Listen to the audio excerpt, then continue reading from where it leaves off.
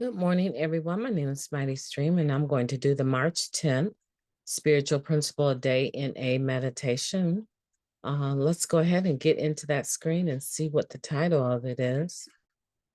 Okay, Finding Accountability in Others' Insights. Finding accountability in others' insights. We choose our mirrors carefully, seeking those we can trust to be honest, helpful, and kind. Oh, this is going to be good. Yeah, I hate mean people. Living Clean, Chapter 6, Anonymity. Living Clean, Chapter 6, Anonymity. There are loads of reasons to keep coming back to NA. The fact that we can't do this alone tops the list for many of us. We need each other. As our basic text puts it, we are each other's eyes and ears. When we share with others in NA, we get to learn from their valuable experience and get their perspective on ours.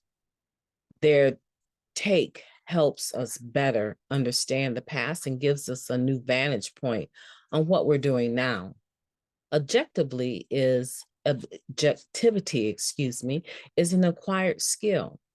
When we share honestly with our fellow recurring addicts, we can see our behavior more clearly in their reflections.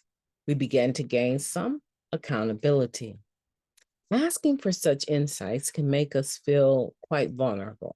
One member wrote, "My outsides were suiting up and showing up while my insides remained aloof. Undercover isolation became a way of life. I couldn't find my way out on my own." We find people we can trust and choose to confide in them, returning again and again to those who offer the insights we're seeking. It's what we mean when we tell newcomers to stick with the winners.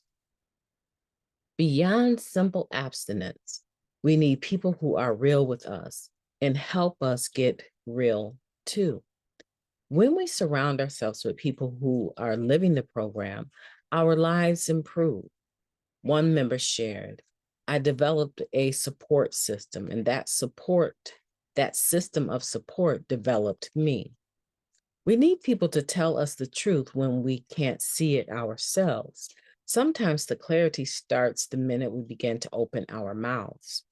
"It sounded good in my head," one addict shared, "but before I could even say it out loud to my sponsor, I realized it was total BS." To stay clean, I need a clear reflection. Who are my most trustworthy mirrors today? Interesting. Okay, let's take a moment of silence followed by the we version of the Serenity Prayer. Moment of silence now, please.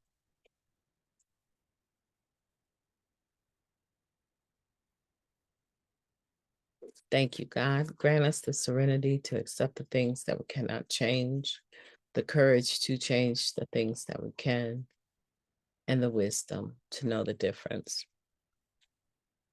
Just for today, please and thank you. Wow, that's an interesting meditation. Accountability in others' insights, right? So allowing the eyes and ears of others to be our mirror and choosing wisely who we allow to be our mirror. I think for me, that's the point of the meditation. Who are my trusted mirrors? Who are they? Well, I got a few go-tos. I have a few go-tos. And you need to have a few go-tos. You need to have a few mirrors in the program that are, and they don't always have to be people in recovery, but they definitely need to be trusted individuals that will be completely honest with you in a non-abusive fashion. I'm not the type of person, I don't enjoy people that are mean when they're giving feedback, right?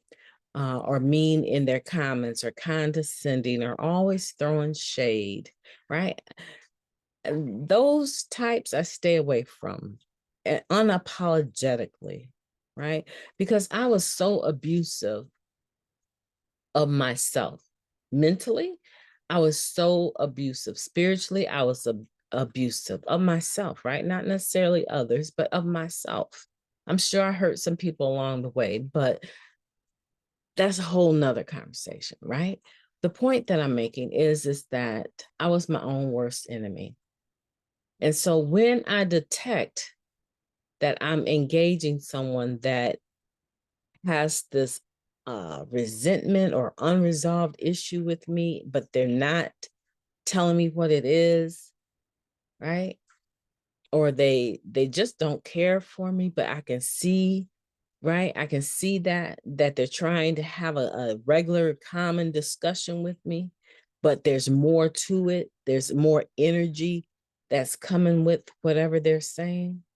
I steer away from those types. You know why? Because I did all of the mental, emotional, verbal, spiritual, all of the abuse, self-abuse that a person could absolutely do to themselves. I did it, and I almost took myself out because of it, right? Meaning I almost broke myself so far down with beating myself up over every little word, every little action, every little failure. Such a perfectionist. I already did all of that. I don't need anybody else in my life doing it. And I say that unapologetically. I want for you today to figure out who your trustworthy mirrors are. Who are those people, right? That when something comes up, you can turn to them and you can trust their instinct. You can trust that they love you, right? They're not being narcissistic with you, right? They're not treating you one way but saying they feel about you another way. I'm talking about those tested and true relationships in the program. And if you don't have any now, if you don't have any, that's not to say that you won't get any. I want you to go back into this meditation and listen to what this individual said, right? It's in the second paragraph. And my reading was a little bit blundered today, but I'm just not feeling well. Let's go here and I'm going to try to highlight this, right? I want for you to reread that. This individual said, my outsides were suiting up and showing up while my insides remained aloof. Undercover isolation became a way of life. I couldn't find my way out on my own. Now, this reminds me of the Just for Today, right? That where I was talking about how our outsides don't necessarily match our insides, that we can actually be dressed up garbage cans, that, I trained myself to model, right? I know how to look good.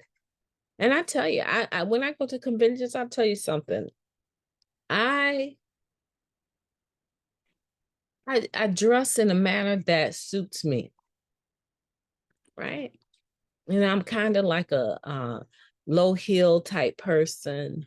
I like wide leg dress slacks and a beautiful blouse, right? I dress myself the way that I feel. I like loose fitting clothes and I love to be comfortable, right? And so you won't see me walking around a convention and my feet are hurting me. You will not see that, right? After the surgeries I've had on my feet, no, you won't see me in 3-inch heels. And it's unlikely. If I do, they're very thick heels so I can walk properly. Okay. So I was talking about in that meditation that we can often dress up the outsides, but the insides be jacked up. And this person here in this meditation, right? How many times have I told you that the spiritual principle of day meditation tries to feed off of the Just for Today in a meditation to some degree? And so here they're talking about remaining aloof on the inside, suiting up and showing up. That's the dressed up garbage can part. But their insides remained aloof. That's the trash on the inside that they didn't want anyone to be aware was there. And they called it undercover isolation, meaning that they was showing up, they was doing all the stuff that looked like recovery, but they were not participating. They were not connected. It was just an act. It was just something that they trained themselves to do. Those are the people that always come to meetings and have been coming to meetings for years, And a lot of times they have the loudest voices, but they're foul, very foul. Everything that comes out of their mouth is foul, right? They've trained themselves to look the part, but they're not the part, right? Because everything they say and everything they do shows you that the spiritual principles, just of, let's say, accountability, responsibility, integrity, honesty, open-mindedness, and willingness, just to list off a few, they prove by their actions that they don't have any of those working on a deep level. And that's not a judgment, it's just the case. And you can see them, you can hear them. It's obvious. That's not you today. And if it is you, we need to flip that. We need to change that. We need to go further on the inside, get into the steps and start doing the work. Why be here and be miserable, right? I don't want to be in a program that I'm just going to be. I hung out with two beautiful addicts yesterday. I hung out with two people, took one of my best buddies, took her to get something to eat, and we dragged a newcomer along. Right? That's after a long day of working. I was able to manage to keep my word and do something beautiful for another recovering person. We want to find those individuals and introduce ourselves to them and get to know them and let them get to know us.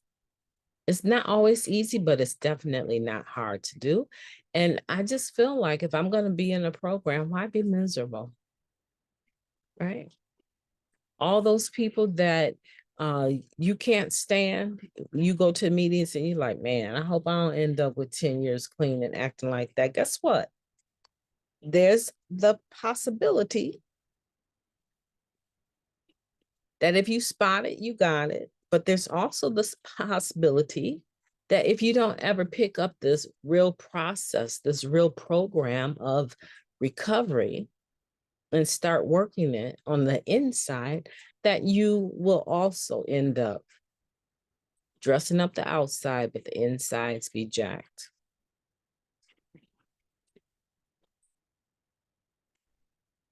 Those are the people that we know from the rooms and they end up in the paper, right? In for many reasons, but most of the time, because now they're about to do a jail sentence, or they could be in the obituaries.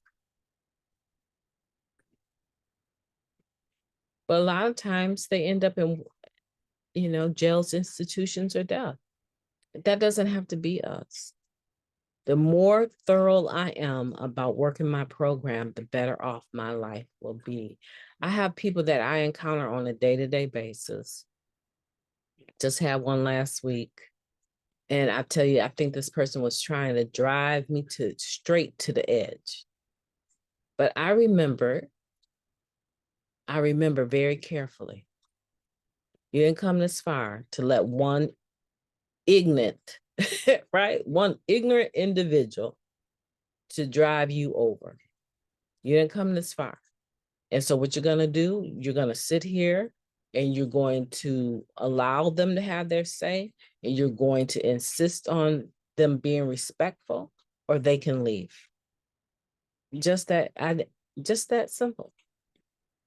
Not being overly mean, but being very stern about what I will accept and what I will not accept.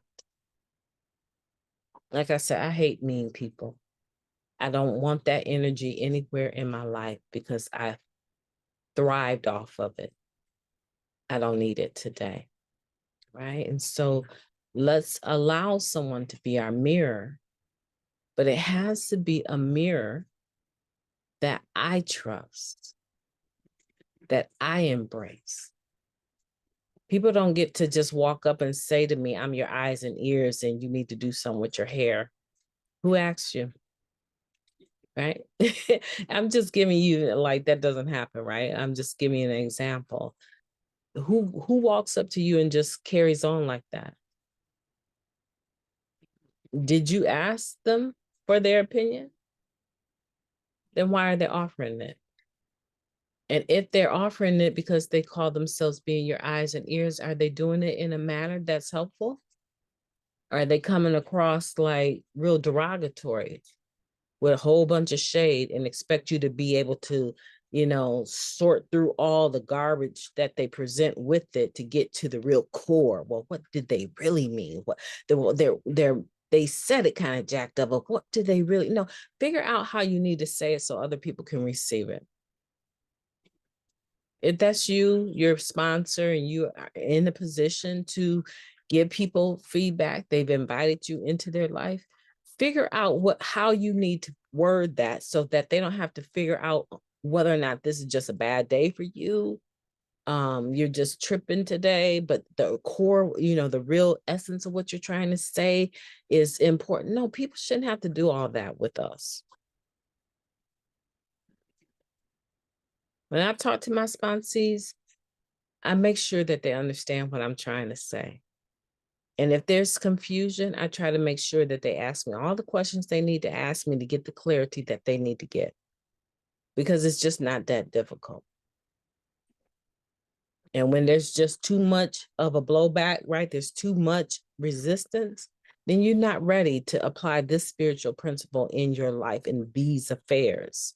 And so that means that we really don't have nothing else to talk about, because you're going to continue to do the same thing over and over, expecting different results, but you're not going to get them. You're going to have to get it the same way I got it, right? Which is to surrender. The need to be heard, the need to be seen, the need to prove a point, surrender. Learn how to bite my tongue when I know the person approaching me is coming at me sideways, right? Give myself room and space to process through this particular interaction without having to be hauled off to jail, right? That's for me. That's what I do today. And so when I'm interacting with people and I'm giving them feedback, being eyes and ears in a sense, because they've invited me to, right? Because they invited me to, I also try to make sure that it's palatable. It's palatable. It's the truth, but it's easily received because it comes with love and it's not harsh. My name is Mighty Stream. Again, we're talking about trustworthy mirrors. I hope that you are a trustworthy mirror, and I hope that you have trustworthy mirrors in your life today. Talk to you soon. Have a beautiful day on purpose.